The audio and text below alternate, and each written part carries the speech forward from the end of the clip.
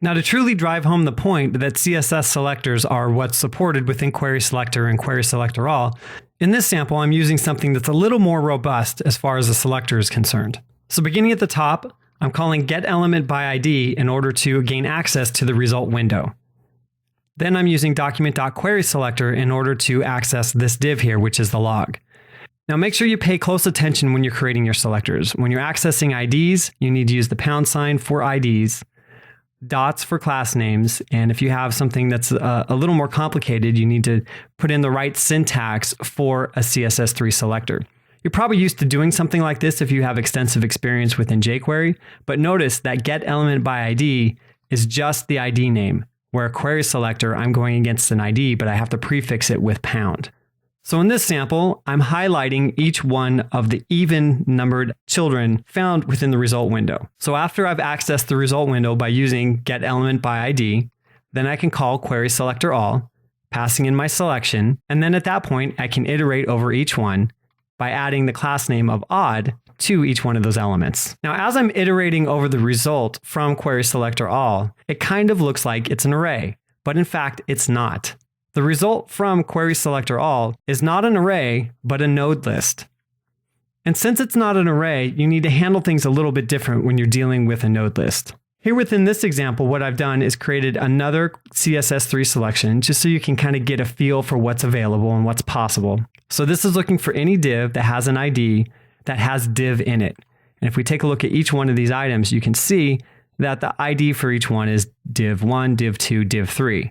So what's being selected are all 6 of these divs here within the result window. But I'm using this selection in order to make it happen.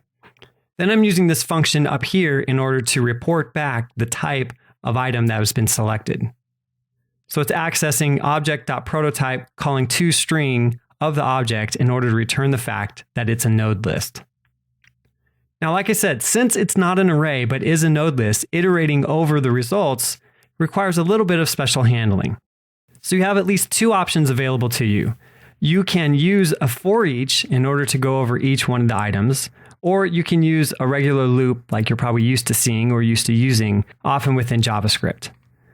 Here, I'm aliasing the for each method off of array prototype so that I can use it on the node list.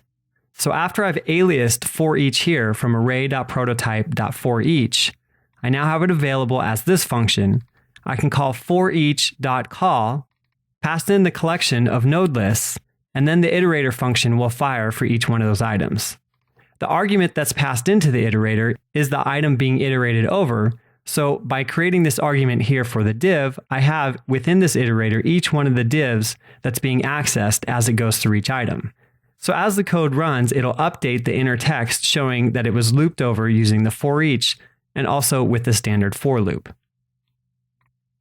So even though the node list is not an array, you can still deal with it similarly as you can with an array using one of these approaches. Now, the result that comes back from getElementsByClassName is a live result, as opposed to the result that comes back from querySelectorAll. So with getElementsByClassName, as I run this code, you'll see that it created a new div in the list. The original number of divs within this result pane is 6, and then after adding the new div, the new count is 7. Now let's take a look at the code for a moment. First, I'm accessing each one of the items, or the divs with the item class, by calling getElementsByClassName. This gives me my collection of items. Then I need a reference to the result pane so that as I append the new div into it, I can do that by accessing the result variable. Then I've created a log function that simply updates the inner HTML of my div that's reporting my log results. So to begin, as the code runs, it looks at the items.length to get the original length. Then I programmatically create a new div element, adding the class name of item, setting some inner text so that we can see it as it's added, and then appending that child to the results. So the results container gets that new item. So immediately after that, I report the length of the items. Now this returns 7 because again, this is a live collection of the items that are selected by using getElementsByClassName. Now by contrast, if you use querySelectorAll, the items that are selected are not a live list, but actually a static result. So you'll notice here, the original length is 6th. After the new element, the length is still 6th, and that new div does exist. So the only thing that's different between the code on this tab and the code on the live result is that I'm using document query selector all instead of document get elements by class name. Everything else is identical. So this just goes to show that if you need a live result and you have a class name that you can use in order to do your selection, you may want to use get elements by class name. If that's not a requirement for you, and perhaps you need to use a different type of selection rather than just class name, then query selector all may be a better choice for you.